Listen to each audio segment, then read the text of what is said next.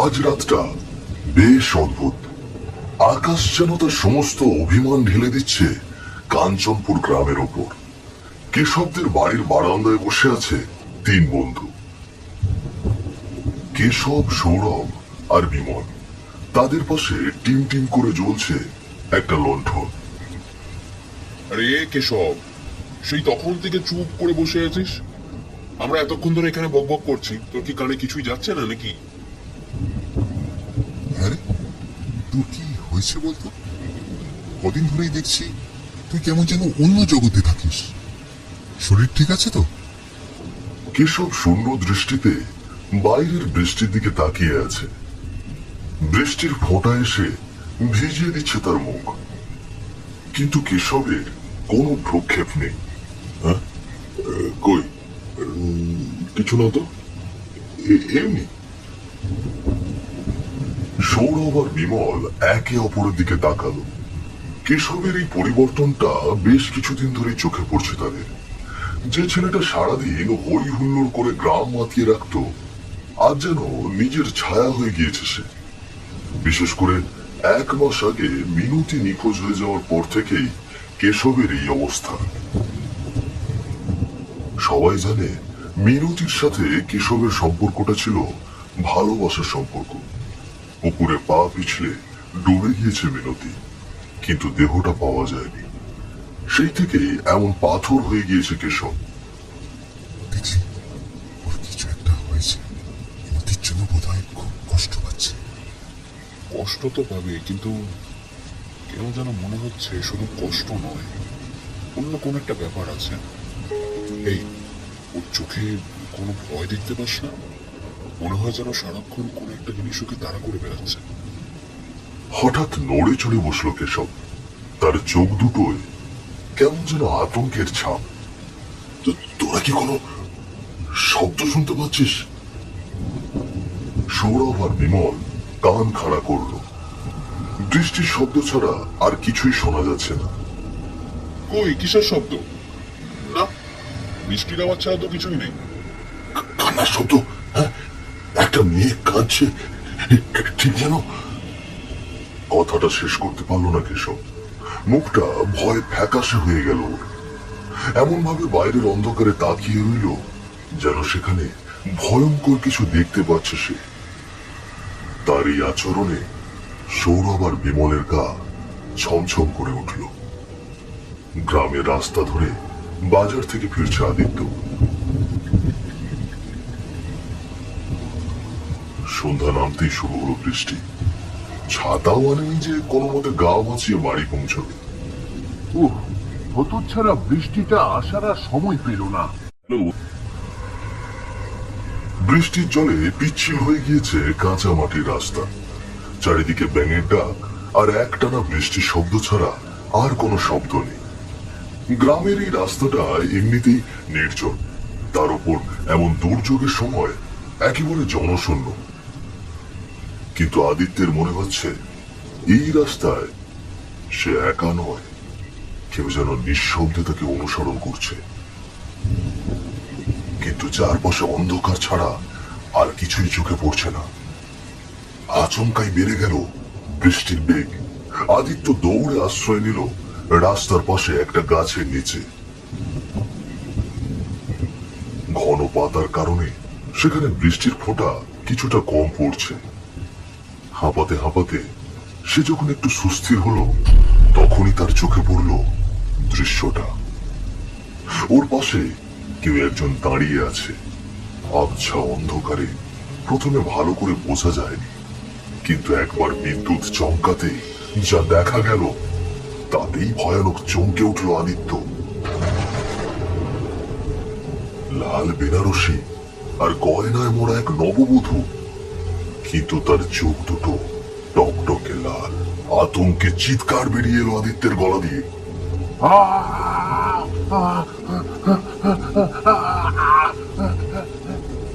দিক বিদিক জ্ঞান শূন্য হয়ে দৌড় দিল আদিত্য। এক দৌড়ে চলে এলো বাজারের চায়ের দোকানে। বাজারের মোড়ে এই একটা মাত্র চায়ের দোকান। ভাগ্য ভালো, সে সেটা খোলা ছিল।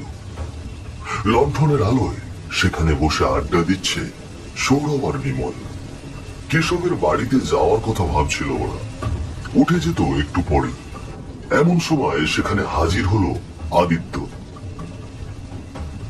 কিরে আদিত্য, আরে কি হলো, তুই এইভাবে দৌড়ে এলি কেন? তোর চোখ মুখ এমন কেন? এই কি হয়েছে? আদিত্য এখনো নিজেকে সামলে নিতে পারেনি, তার মুখ দিয়ে কথা বের হতে চাইছে না। কি হয়েছে বল না, তোকে দেখে মনে হচ্ছে ভূত দেখেছিস। সারা গা জলে ভিজে, এ কি অবস্থা তোর? একটু পরেই আদিত্য কিছুটা ধাতস্থ হল। তখনও ভয়ে শিরশির করছে শরীর। ভূত, ভূতকে দেখেছি বটে, ভয়ঙ্কর কিছু দেখেছি আমি। ভূত, ভূত, ভূত। ধপ করে দোকানের বেঞ্চে বসে পড়লো আদিত্য। ওর কথা শুনে ইতিমধ্যে হতবাক হয়ে গিয়েছে সৌরভ আর বিমল। এরপর আদিত্য যখন গাছের নিচের সেই ভয়ঙ্কর অভিজ্ঞতার কথা খুলে বলল, তখন আর বিস্ময়ের সীমা রইল না ওদের দুজনের কাছে। এই এই তুই কি ঠিক দেখেছিস? আবার বলতো, ঠিক নববধূর সাজে?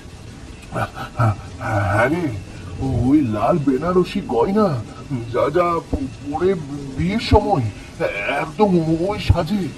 কিন্তু কিন্তু মুখটা, ওই মুখ আমি জীবনেও ভুলতে পারবো না। হঠাৎ সৌরভের দিকে তাকালো বিমল। ওর মুখটাও ফ্যাকাশে হয়ে গিয়েছে।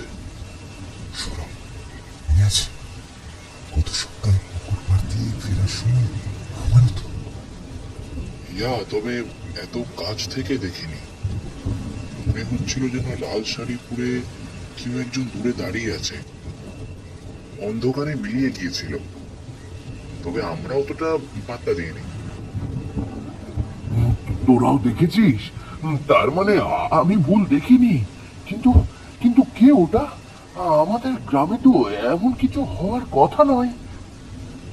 দীর্ঘশ্বাস ফেলল সৌরভ। কেশবের অদ্ভুত আচরণ, তাদের ওই নববধূকে দেখা, আর আজ আদিত্যর এই একই অভিজ্ঞতা, সবকিছুর মধ্যে হয়তো কোনো যোগসূত্র রয়েছে। আদিত্য, সমস্যাটা আরো জটিল। কেশবের কিছু একটা হয়েছে, ও আর স্বাভাবিক নেই। মিনতি মারা যাওয়ার পর থেকে কেশব এমনটা করছে। গত রাতেও ওর বাড়িতে গিয়েছিলাম, ও বলছিল কার জন্য একটা কান্নার শব্দ শুনতে পাচ্ছে। ওদিকে মিনতি ভাগ্য দেখ, বিয়ের দিনই মরল মেয়েটা। কিশোরকে বিয়ে করবে বলে কত শখ ছিল ওর। সব সময় লাল শাড়ির কথা বলতো। কি বললি তুই? বিমলের কথাটা শোনা মাত্রই চমকে উঠল সৌরভ আর আদিত্য। তাহলে কি ওই নারী মূর্তি মিনতি? কিন্তু মিনতি তো পুকুরে ডুবে মারা গিয়েছে। ওর আত্মা কেন এমন ভয়ঙ্কর রূপে ফিরে আসবে? আরো একটা বড় প্রশ্ন হচ্ছে, যদি ওটা মিনতিরই আত্মা হয়, তাহলে কেশব এত ভয় পাচ্ছে কেন?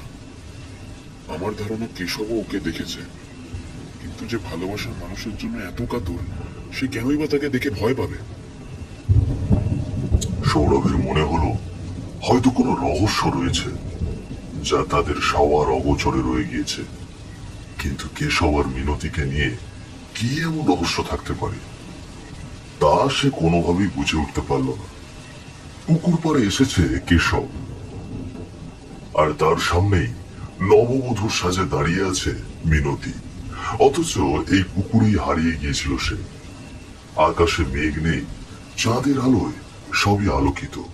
মিনতির মুখে এক মায়াবী হাসি। সেই হাসি দেখে মোচড় দিয়ে উঠল কেশবের বুকের ভেতরটা।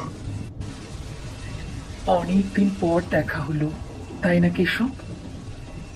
মিনতি, তুমি তুমি ফিরে এসেছো? আমি তো কোথাও যাইনি, তোমার আশেপাশেই আছি। আমার জন্য কি তোমার কষ্ট হয় না কেশব? হ্যাঁ, হয়তো হয়। তোমার জন্য আমার দম বন্ধ হয়ে আসে। তাই তাহলে চলে এসো আমার কাছে। এই পুকুরের জলে আমাদের নতুন সংসার হবে। এখানে কোনো কষ্ট নেই, কোনো ভয় নেই, শুধু তুমি আর আমি থাকবো। ঝাঁপ দাও, ঝাঁপ দাও কেশব, আমার কাছে চলে এসো। আতঙ্কে যেন এক জায়গায় দাঁড়িয়ে জমে গেল কেশব, নড়ার কোনো শক্তি পেল না। ঠিক তখনই ঘুমটা ভেঙে গেল কেশবের। দেখল সে তার নিজের বিছানায় শুয়ে আছে। হৃৎপিণ্ডটা এমন ভাবে ধরফর করছে যেন এখনই বুক ফেটে বেরিয়ে আসবে। বাইরে তখনও ঝিমঝিম বৃষ্টি। ও, ওটা তার মানে স্বপ্ন ছিল, দুঃস্বপ্ন।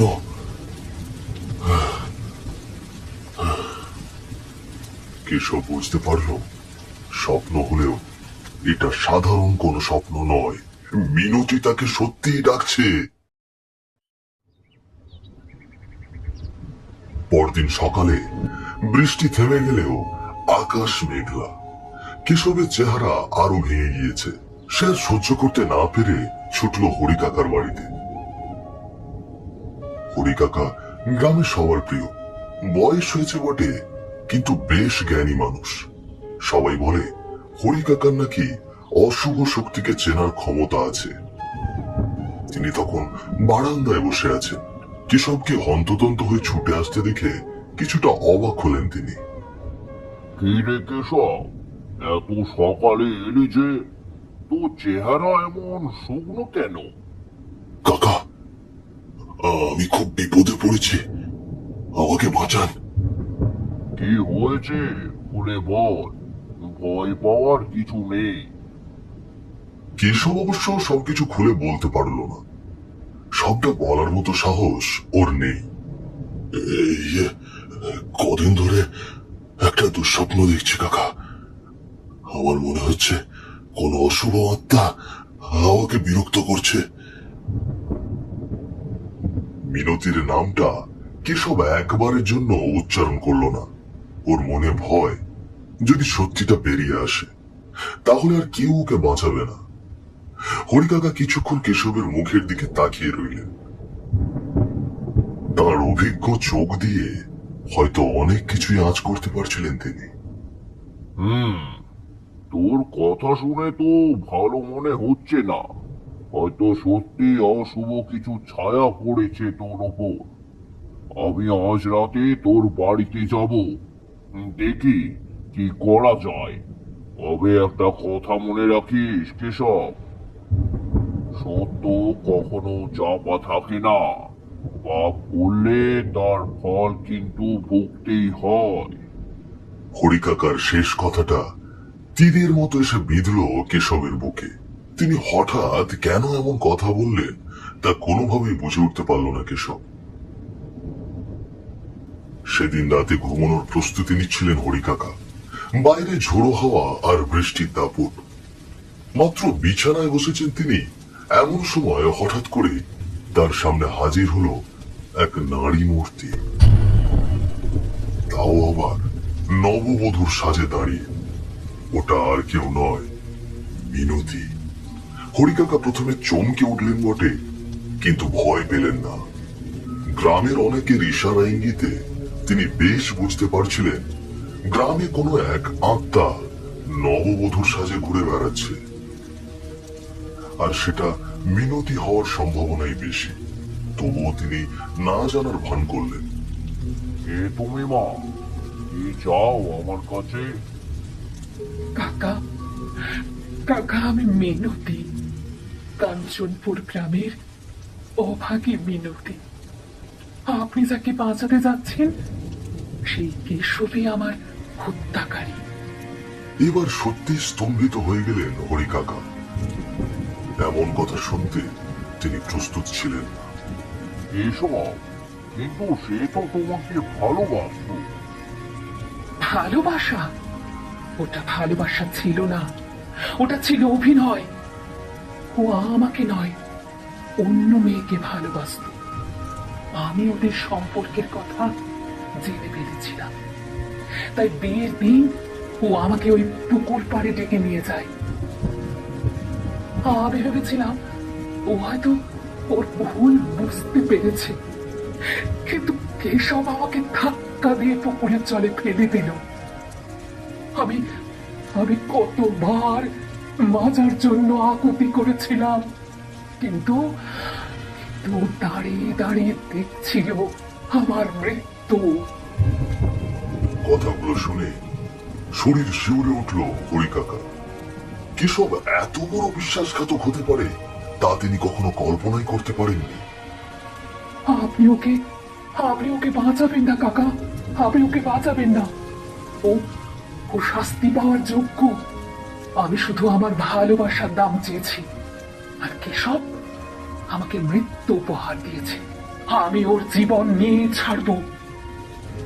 আপনি এর মধ্যে আসবেন না, আপনি এর মধ্যে আসবেন না কাকা। কথাগুলো শেষ করে মিনতির অবয়বটা ধীরে ধীরে মিলিয়ে গেল বাতাসে। হরি কাকা স্তব্ধ হয়ে বসে রইলেন। তিনি বুঝতে পারলেন তাদের দুজনের মধ্যে হস্তক্ষেপ করবার অধিকার তার নেই। কেশবের বাড়িতে আজ রাতে কেউই নেই। বাবা মা এক আত্মীয়ের বাড়ি গিয়েছে। ঝড়ের রাত, চারিদিকে ঘুটঘুটে অন্ধকার। খাটের উপর জড়সড় হয়ে বসে আছে কেশব। তার কেন যেন মনে হচ্ছে আজ রাতেই তার শেষ রাত। হঠাৎ কারো উপস্থিতি অনুভব করলো সে। কাউকে দেখা যাচ্ছে না, কিন্তু একটা ফিসফিসানি ভেসে এলো তার কানে। কেশব, কেশব, দরজা খোলো, আমি এসেছি।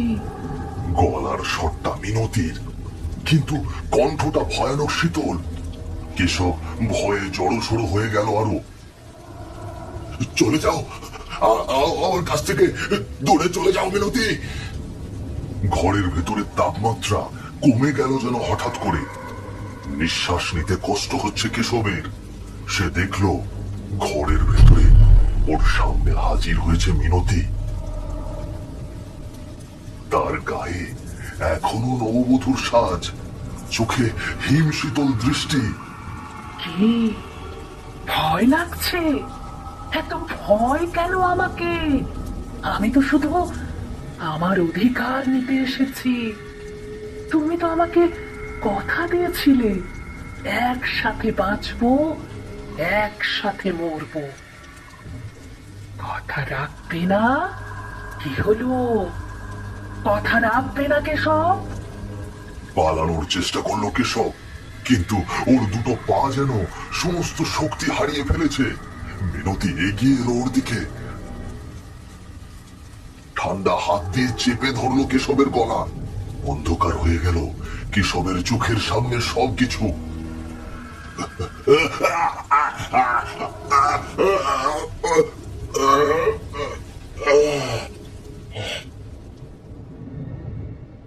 মিনতিদের বাড়িতে তখনও শোকের ছায়া। 1 মাস হয়ে গেলেও মেয়ে হারানোর কষ্ট একটুকুও কমেনি। মিনতির মা প্রায়ই মেয়েটার কথা ভেবে মন মরা হয়ে থাকে। বাবার 2 চোখেও থাকে শূন্য দৃষ্টি। আজও বিশ্বাস হয় না গো যে আমাদের মিনতি আর নেই। মেয়েটা কত স্বপ্ন দেখত, কেশবকে বিয়ে করে নতুন সংসার পাতবে। কত শখ করে লাল বেনারসিটা কিনেছিল। যা হওয়ার তা তো হয়ে গিয়েছে, এখন আর এসব ভেবে কি হবে? মেয়েটার কপালে হয়তো এইটুকুই লেখা ছিল। কিন্তু কিন্তু আমার মন যে মানে না গো। আমার আমার মেয়েটা কিছুতেই পা পিছলে জলে ডুবে মরতে পারে না। ও তো বরাবরই জলে ভয় পেত। ও ও পুকুরের অত কাছে যেতই না। নিশ্চয়ই নিশ্চয়ই অন্য কিছু হয়েছে জানো। মেয়ের শোকে অসহায় হয়ে বিলাপ করছে দুজন, কিন্তু তারা জানে না তাদের মেয়ের আত্মা তার হত্যার প্রতিশোধ নিয়েছে ইতিমধ্যেই। কিন্তু আসল সত্যিটা তখনও পর্দার আড়ালে। ভর দুপুরবেলা মিনতিদের বাড়ির উঠানে এসে দাঁড়ালো একটি মেয়ে। ইতস্তত ভঙ্গিতে ডাকতে শুরু করলো মিনতির মা বাবাকে। মাসিমা, মেসোমশাই। পরিচিত কণ্ঠটা শুনতে বাইরে বেরিয়ে এলেন মিনতির বাবা মা দুজনেই। কেননা মেয়েটা মিনতির সবচেয়ে কাছের বান্ধবী মল্লিকা। মিনতি নিখোঁজ হয়ে যাওয়ার পর থেকেই গ্রাম ছেড়ে চলে গিয়েছিল সে। আজ হঠাৎ তাকে দেখে অবাক হলেন মিনতির বাবা মা। এ কি মল্লিকা, তুই এতদিন কোথায় ছিলি? আমি আমি সব জানি মাসিমা, আমি জানি মিনতির সাথে কি হয়েছিল। মল্লিকার কথা শুনে চমকে উঠল দুজনে। কেশব কেশব মারা গিয়েছে। আপনারা আপনারা শুনেছেন? কি বলছিস? কি হয়েছিল কেশবের? কেশব কেশব ওর ঘরে মরে পড়েছিল। কিভাবে কি হয়েছে তা কেউ জানে না। আরে ছেলেটা আমার মিনতির শোকে শেষ হয়ে গেল। না, ওটা শোক নয়, ওটা পাপের শাস্তি। মিনতির আত্মা ওকে শাস্তি দিয়েছে। চমকে উঠল মিনতির বাবা মা। মল্লিকার কথা কিছুই বুঝতে পারছে না তারা। মল্লিকা এবার ধীরে ধীরে সেই ভয়ঙ্কর সত্যিটা প্রকাশ করলো ওদের সামনে। দোষটা আমারও ছিল মাসিমা। কেশব আমাকে ভালোবেসে ফেলেছিল, ও মিনতিকে ব্যবহার করেছিল শুধু। আমি প্রথমে বুঝতে পারিনি। যেদিন বুঝতে পারলাম সেদিন আমি কেশবকে বললাম এসব যেন ভুলেও চিন্তা না করে। মিনতিকে ঠকিয়ে আমি সুখী হতে পারবো না। কিন্তু কেশব আমার কোনো কথা শোনেনি। ও আমাকে পাওয়ার জন্য পাগল হয়ে গিয়েছিল। এসব তুই কি বলছিস মল্লিকা? হ্যাঁ, এটাই সত্যি মেসোমশাই। মিনতি যেদিনকারে মারা গেল সেই দিনকারে আমি ওদের দুজনকে পুকুর পাড়ে কথা বলতে দেখেছিলাম। আমি সব শুনেছি, সব দেখেছি। কেশবই মিনতিকে জলে ফেলে দিয়েছিল। আমি আমি চিৎকার করতে পারিনি। আমি ভয় গ্রাম ছেড়ে পালিয়ে গিয়েছিলাম, কিন্তু আর থাকতে পারলাম না। অপরাধ বোধটা আমাকে প্রতি মুহূর্তে মেরে ফেলছে। কথাগুলো শুনে যেন পাথর হয়ে গেল মিনতির বাবা মা। তাদের পায়ের তলার মাটি সরে গেল। যে ছেলেকে তারা নিজেদের ছেলের মতো ভালোবাসতেন সেই তাদের মেয়ের হত্যাকারী। আমায় ক্ষমা করে দিন, আমি ভয় কিছু বলতে পারিনি। আমি যদি সেদিন সাহস করে এগিয়ে যেতাম তাহলে হয়তো মিনতি বেঁচে যেত। ক্ষমা ক্ষমার আমি কি করব মা? আমার যে যাওয়ার সে তো চলে গিয়েছে। মিনতির আত্মা হয়তো আজ শান্তি পেয়েছে, আজ হয়তো শান্তি পেয়েছে। মিনতির মায়ের চোখে জল নেই। হঠাৎ করে শান্ত হয়ে গিয়েছেন তিনি। বাবাও যেন চুপচাপ রইলেন। তাদের মেয়েটা আর ফিরে আসবে না। তবে নিজের অপমানের শাস্তি সে দিয়ে গিয়েছে, এটাই সান্ত্বনা হয়ে রইল তাদের জন্য।